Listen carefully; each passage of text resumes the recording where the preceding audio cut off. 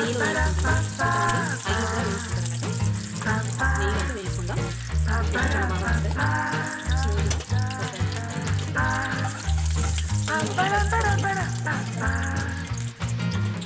ఒక్కొక్కటిగా వేసుకోవాలి.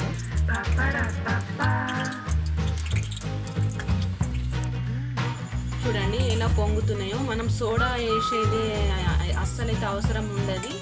అసలు సోడా గిన ఏమి వేసుకోవద్దు. బేకింగ్ పౌడర్ సోడా కూడా వేసుకోవద్దు. మనము నెయ్యిలో వేయంగానే ఎలా ఉబ్బుతున్నాయి చూడండి. ఇలా లావుగా అవుతాయి అన్నట్టు. ఒక్కొక్కటి స్మెల్ మాత్రం చాలా బాగా వస్తుంది నెయ్యిలో వేయించుకుంటే. వీలైన వారు నెయ్యిలో అయితే వేయించుకునేందుకు ట్రై చేయండి.